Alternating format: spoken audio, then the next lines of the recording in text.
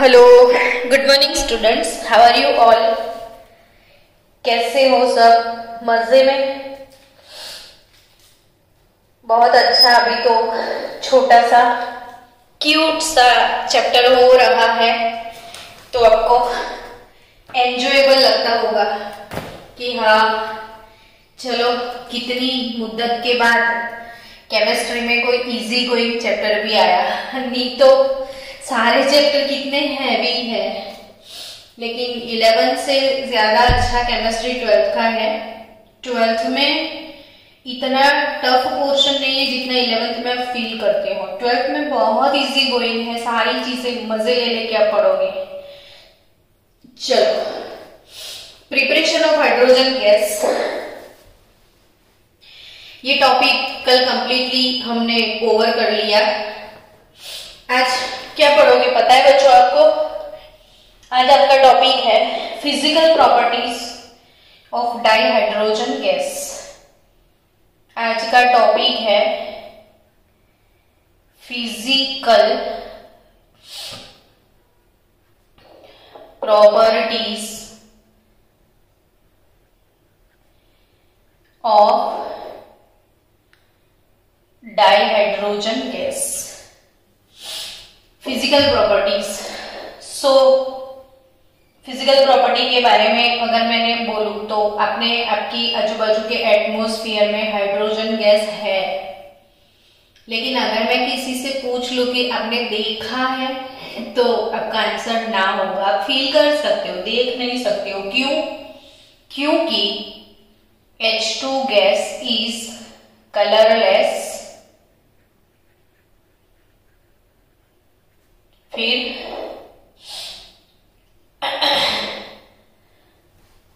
Odourless,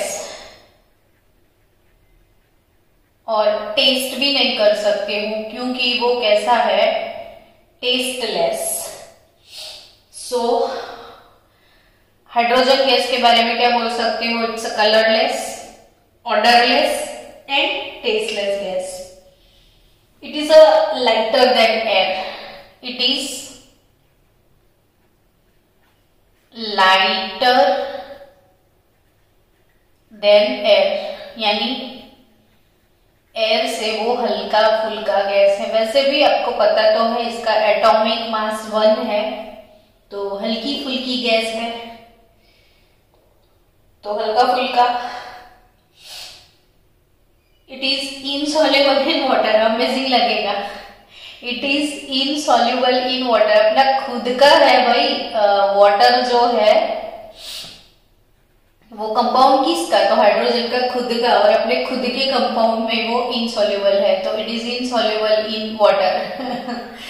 hydrogen का important compound है water, और उसी में वो इनसॉल्युबल है। It is a combustible gas.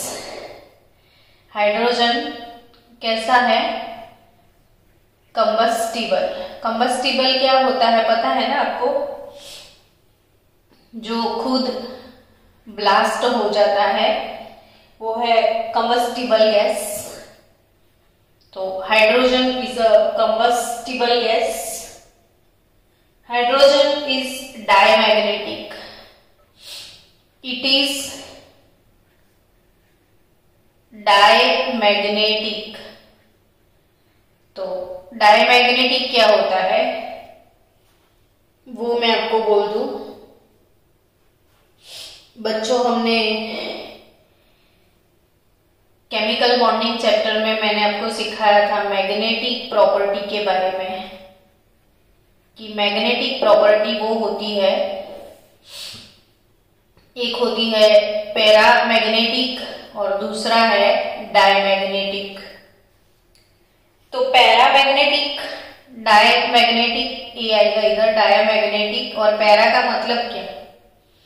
तो मैंने आपको एक थीम बना के याद करवा था, यूपी, उत्तर प्रदेश, याद रखो। तो यू मीन्स अनपेड इलेक्ट्रॉन। जिसके पास अनपेड इलेक्ट्रॉन होते हैं, कोई एक ऑर्बिट है इसमें सिर्फ एक ही इलेक्ट्रॉन है तो वो अनपेड है।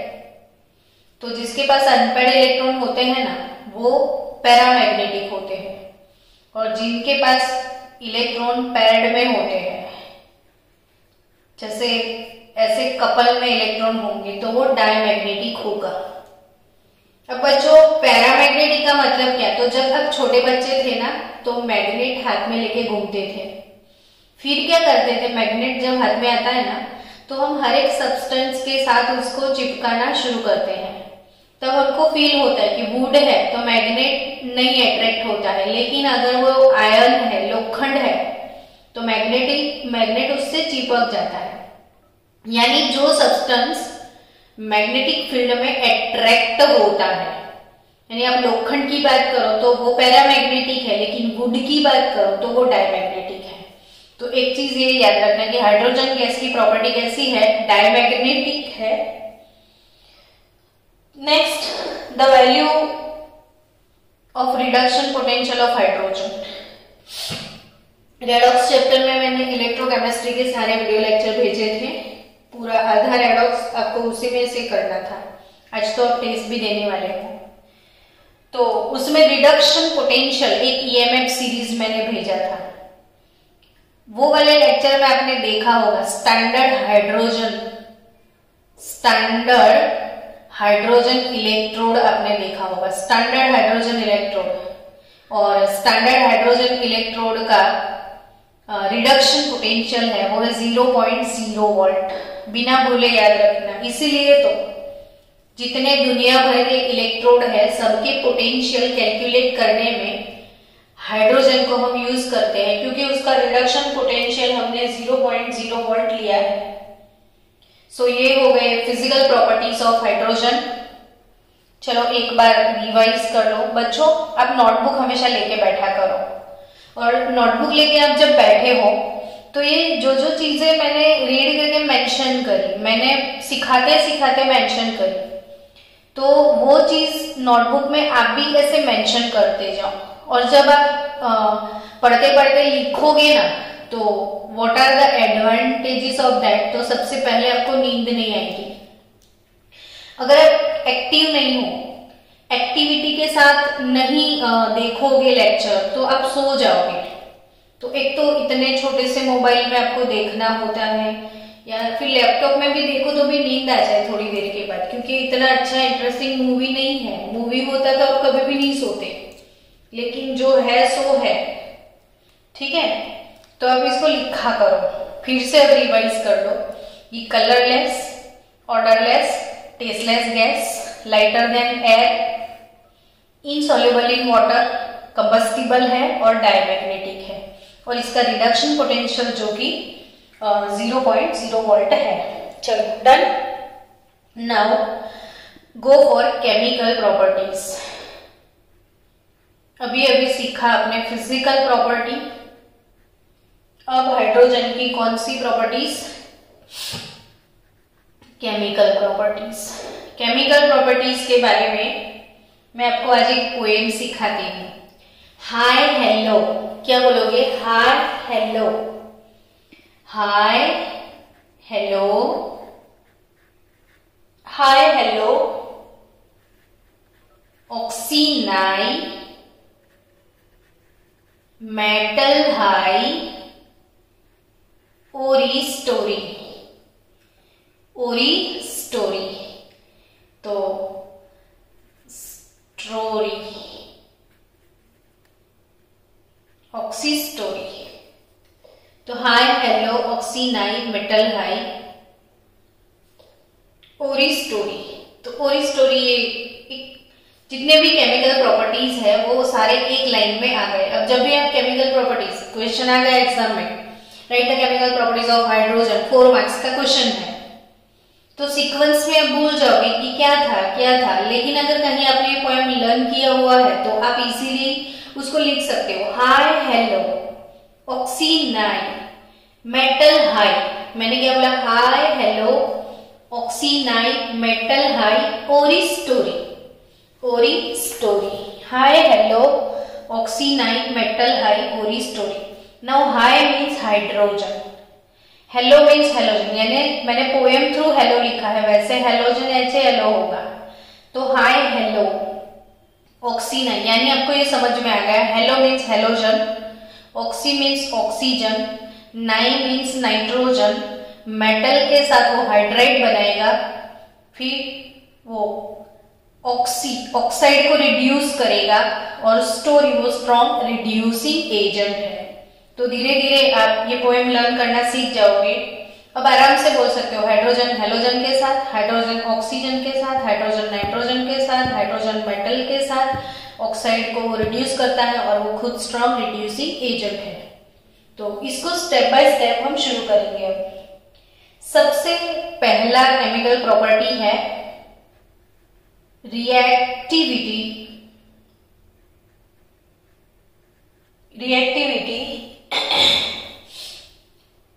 Towards halogen. तो रिएक्टिविटी विथ हेलोजन, सो उसमें आप क्या बोल सकते हो? तो ऐसे ही सोचो ना कि हाइड्रोजन और हेलोजन का कॉम्बिनेशन कैसा होगा। तो अगर हाइड्रोजन है, सामने हेलोजन है, तो हाइड्रोजन ब्रोमीन है, हाइड्रोजन के साथ आयोडीन है, तो दुनिया भर का बहुत अच्छा मैचिंग है ये। तो hydrogen HCl, bromine HBr, HI, समझ गए? अब उसी रिएक्शन को आप ऐसे लिखो कि hydrogen gas, hydrogen gas, hydrogen gas 4 बार लिख दो ताकि भूल ना पाओ, इसलिए मैं ये स्ट्रगल कर रही हूँ। वैसे तो एक ही रिएक्शन में काम हो जाता। Hydrogen chlorine gas, bromine gas, iodine, fluorine, तो क्या होगा? Obviously H2Cl2, HCl, H2Br2, HBr, H2I2, HI और H2F2HF। यानी ये जितने भी फ्लोरीन, क्लोरीन, ब्रोमीन, आयोडीन है, अब सबके नाम सोचो तो आप आराम से बोल सकते हो कि hydrogen chloride, hydrogen bromide, hydrogen iodide, hydrogen fluoride. तो dihydrogen reacts with dihalogen and gives hydrogen halide. Dihydrogen कैसे इसको वर्ड्स में आप लिखोगे? डाइहाइड्रोजन यानी H2, it reacts with X2 and gives HX, यानी हाइड्रोजन हैलाइड। सो वो पोएम हाय हेलो, तो पहला वाला प्रॉपर्टी हाई एंड हेलो। तो hydrogen and halogen it produces hydrogen halide, hydrogen chloride, hydrogen bromide, hydrogen iodide, hydrogen fluoride. या आप इसको ऐसे भी बोल सकते हो, hydrochloric acid, hydrobromic acid, hydro iodic acid, hydrofluoric acid. ये सारे एसिड है जिसमें फ्लोरीन, क्लोरीन, ब्रोमीन, आयोडीन आप मूव ऑन होंगे ना तो साइज इंक्रीज होता जाता है। हाइड्रोजन तो उतना छोटा ही रहेगा। तो ये अनस्टेबल है HI, यानी स्ट्रॉन्गेस्ट एसिड कौन, ऐसा कोई क्वेश्चन है तो एसिडिटी ऑर्डर भी इधर आप याद रख लेना। HF से ज्यादा एसिडिक HCl होता है, उससे ज्यादा एसिडिक HBr होता है और उससे भी ज्यादा एसिडिक HI। ये स्ट्रॉन्ग एसिड है लेकिन अनस्टेबल है ड्यू टू दिस साइज, तो वो लॉन्ग टाइम तक नहीं रह सकता स्टेबल, इसलिए लैब में हम HCl यूज करते हैं, HI यूज नहीं करते हैं। चलो ये तो हो गई hi hello, that's over now. Second thing, ऑक्सीनाइन। तो ऐसा करके ना ऑक्सीनाइन को हम साथ में लिखते हैं। ऑक्सीनाइन, हाय हेलो, ऑक्सीनाइन। ऑक्सीनाइन मतलब क्या?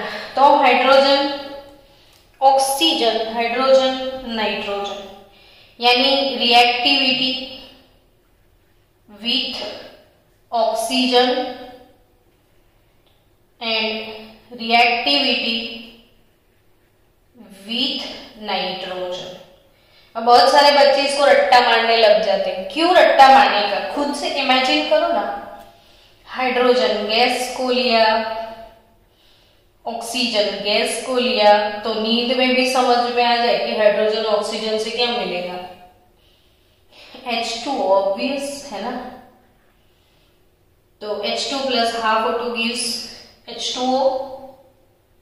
एनर्जी रिलीज होता है जब पानी का फॉर्मेशन होता है, और वो एनर्जी है 285.9 किलो जूल पर मोल। ये छोटी छोटी बातें मैं इसलिए लिख देती हूँ कि हर एक चैप्टर में ये चीजें कहीं ना कहीं कुछ ना कुछ इसके बारे में पढ़ना है। तो जो जो चीजें हैं वो मेंशन की होती है, तो बार बार आपका इसके साथ एक्सीडेंट होगा, कॉलिजन होगा, तो आपको मेमोराइज हो जाएगी कि हाइड्रोजन ऑक्सीजन के साथ हाइड्रोजन ऑक्साइड प्रोड्यूस होता है।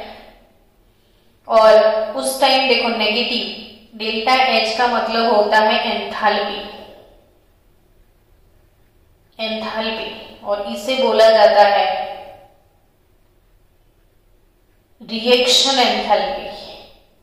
और हीट रिलीज होता है, हीट रिलीज होता है, और जब हीट रिलीज होता है तो वैसे रिएक्शन को हम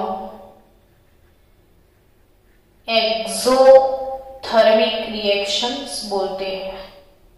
ऐसे रिएक्शंस को हम कैसे रिएक्शंस बोलते हैं? Exothermic. If heat release during any chemical reaction then it is called exothermic. तो आपका ये फंडा भी इधर क्लियर कर दो कि जब हाइड्रोजन ऑक्सीजन के साथ रिएक्ट करके हाइड्रोजन ऑक्साइड बनाता है तब हीट रिलीज होता है, यानी इतना हीट रिलीज होता है कि पर मोल वाटर, एक मोल अगर पानी बनता है, एक मोल पानी बनने के लिए इतना हीट रिलीज होता है 285.9 किलो जूल पर मोल। और उस ड्यूरेशन में जो हीट रिलीज होता है इसे बोलते हैं रिएक्शन एंथैल्पी। पानी का फॉर्मेशन हुआ है तो उसको आप फॉर्मेशन एंथैल्पी भी बोल सकते हो। तो ये है formation enthalpy of water, water का फॉर्मेशन। तो फॉर्मेशन एंथैल्पी और वाटर फॉर्मेशन का प्रोसेस एक्सोथर्मिक प्रोसेस है। So done. कोई कैटालिस्ट डाल दो इधर या डेल्टा H हीट कर दो। नाउ रिएक्शन विथ नाइट्रोजन, वो भी नहीं रट्टा मारने की जरूरत, अब लिखोगे खुद आपको प्रोडक्ट समझ में आ जाएगा। हाइड्रोजन गैस 3 मोल ले लो, नाइट्रोजन गैस, हाइड्रोजन गैस, तो दुनिया का फेमस रिएक्शन अमोनिया है ना। N2H2 क्या मिलेगा? Ammonia, ammonia NH3। तो अमोनिया गैस बनेगा। ये प्रोसेस भी एक्सोथर्मिक है, फॉर्मेशन ऑफ अमोनिया भी एक्सोथर्मिक है। तो अमोनिया की फॉर्मेशन एंथैल्पी है -92.6 किलो जूल पर मोल। This is formation enthalpy of ammonia. अब अमोनिया बनने के प्रोसेस में ये काफी स्लो रिएक्शन होता है, 7 to 8 आवर्स इसको लगते हैं। तो वो 7 से 8 घंटा लेता है, तो उसको फास्ट कैसे बनाया जाए? तो इंडस्ट्रियलिस्ट ऐसा सोचते हैं कि ऐसे स्लो रिएक्शन को मुझे फास्ट बनाना है, तो इसके लिए फिर वो कैटालिस्ट डाल देते हैं, फिर टेम्परेचर इंक्रीज कर लेते हैं, फिर प्रेशर इंक्रीज किया जाता है। तो वो रिएक्शन कंडीशंस जिसको बोलते हैं, ये रिएक्शंस कंडीशन इधर एरो छोटा है, आप याद रखना, इधर लिखना है 773 केल्विन टेम्परेचर, 200 बार प्रेशर अप्लाई किया जाता है, और एज अ कैटालिस्ट Fe आपको डालना है। ये वाला रिएक्शन 11th और 12th में सारे चैप्टर में कुल मिला के 50 बार आपको पढ़ना है, यानी बहुत बार ये चीज आप सुनोगे, और बहुत बार जब चीज आती है तो वो ऑब्वियसली एमसीक्यू बनता ही है। सो बच्चों, ये बोर्ड में पूछा था कि इन हैबर प्रोसेस कितना टेम्परेचर मेंटेन किया जाता है, तो 773 केल्विन टेम्परेचर, 200 बार प्रेशर और Fe। मैं आपको एक स्टोरी सुना, याद आ गई, इसलिए बहुत हंसी आती थी ये स्टोरी पे, इसलिए मैं बोल ही देती हूँ कि एक बार 11th की बैच में क्या हुआ था, एक बच्चा आता था दर्शन करके, तो मुझे पूछता है फर्स्ट सेमेस्टर में, उस टाइम सेमेस्टर की बोर्ड की एग्जाम होती थी, फर्स्ट सेमेस्टर के एंड में बोर्ड की फर्स्ट सेम की एग्जाम होती थी, तो मैंने ये चीज ऐसे ही पढ़ाई, तो उसने मुझे क्रॉस किया कि मैडम ऐसे रिएक्शंस कंडीशन थोड़ी कोई पूछता है तो आप बार बार बोलते रहते हो, तो मैंने बोला हाँ पूछते हैं, तो यही बोला हैबर प्रोसेस का कैटालिस्ट Fe है, ठीक है। अब उसने तो क्रॉस किया, मैं भी भूल गई, लेकिन मुझे हंसी भी आई थी उस टाइम, तो हम लोग हंसते मस्ती में ही बोल रहे थे कि ये पूछते हैं भाई, तेरे को याद रखना है। और एक्चुअली क्या हुआ कि जब फर्स्ट टर्म का एग्जाम हुआ तो वो बच्चे के 100 में से 99 मार्क्स आए, एक क्वेश्चन रॉन्ग हो गया। तो वो क्वेश्चन कौन सा था, यही क्वेश्चन था कि हैबर प्रोसेस में कौन सा कैटालिस्ट यूज करते हैं, वो इसको नहीं पता था कि Fe, और वही क्वेश्चन रॉन्ग हुआ। तो जब मैंने पूछा तेरे 99 मार्क्स आए, एक मार्क किधर चला गया, तो इतना हंसने लगा, तो कि मैडम क्या बोलूं, मैं आपसे बोल भी नहीं सकता, इतनी शर्म आ रही है कि वही क्वेश्चन जिस पे मैंने क्रॉस किया था।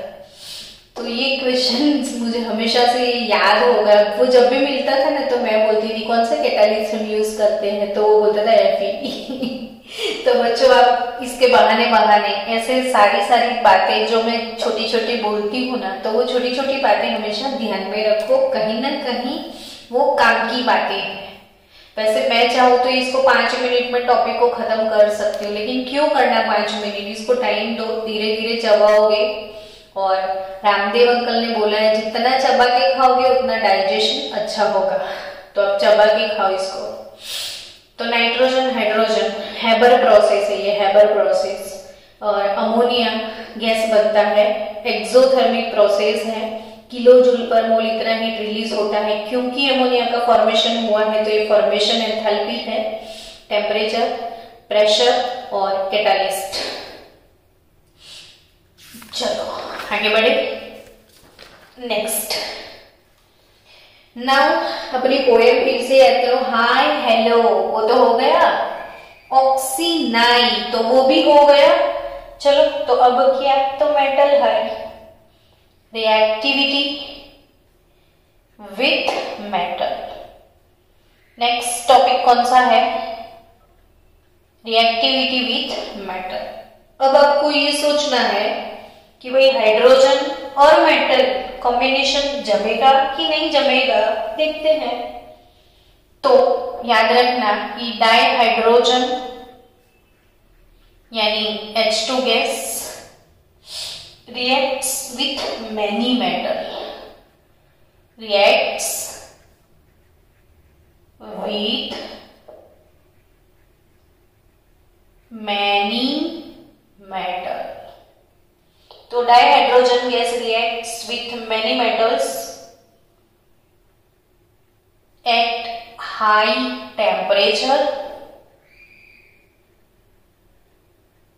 temperature, and gives corresponding hydrides। तो वही तो पोएम है, रिएक्शन विथ मेटल। तो hydrogen reacts with many metal at high temperature gives hydrides. मैंने बोला मेटल हाई हेलो ऑक्सीनाई, मेटल हाई यानी मेटल के साथ उसका हाइड्राइड बनता है। तो dihydrogen reacts with many metals at high temperature and gives metal hydride. H2 gas with 2 moles of metal,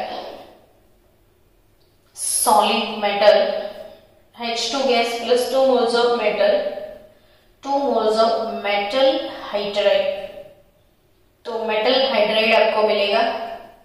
तो जो भी अल्कली मेटल है वो अल्कली मेटल लीना की रब से फरियाद के साथ हाइड्रोजन का रिएक्शन होगा तो अल्कली मेटल के हाइड्राइड्स मिलेंगे। फॉर एग्जांपल कहीं तुना plus H2, 2 moles of sodium plus 1 moles of H2, 2 moles of NaOH sodium hydride बनता है।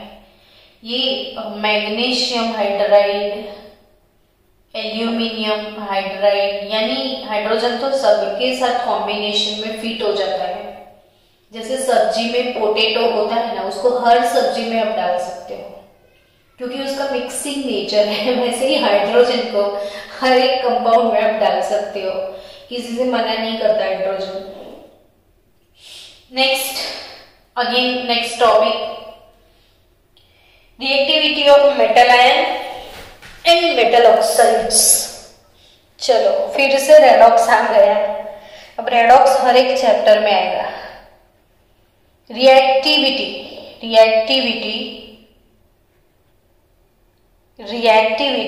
Of metal ions, reactivity of metal ion and metal oxides. तो मेटल आयन और metal oxide के साथ क्या होता है हाइड्रोजन का, वो समझते हैं।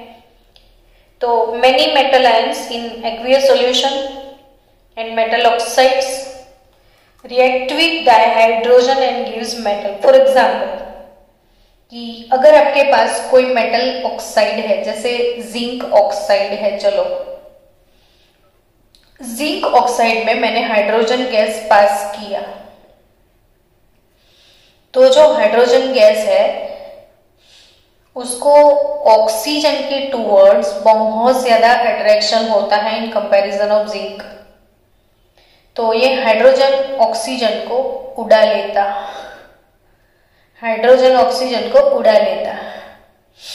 जिंक बेचारा अकेला हो गया। अब ये क्या था, मेटल ऑक्साइड था।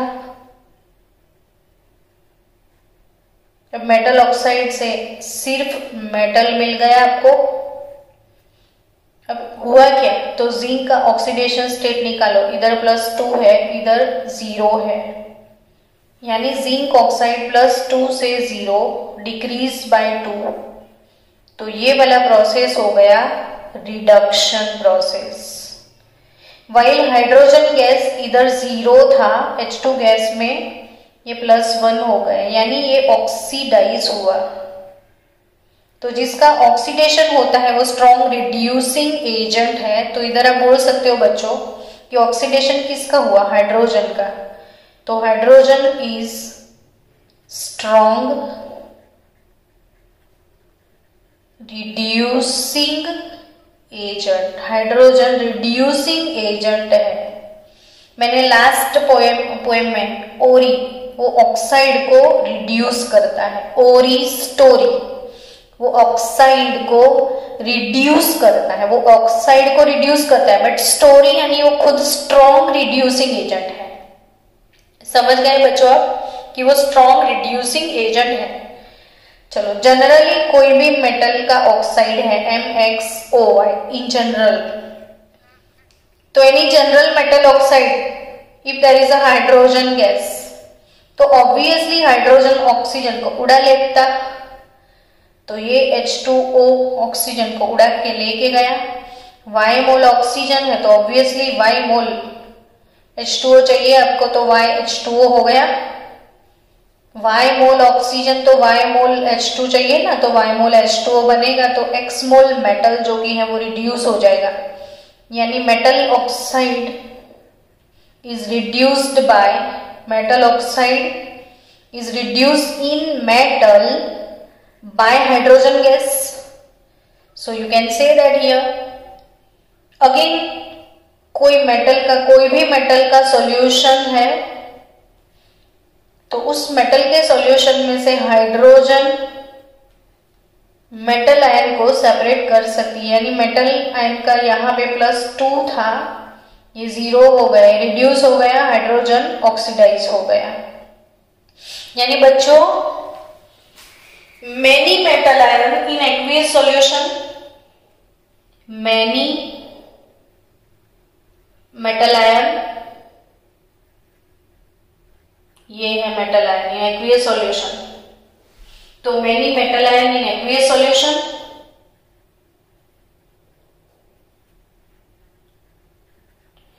many metal ion in aqueous solution and metal oxides and metal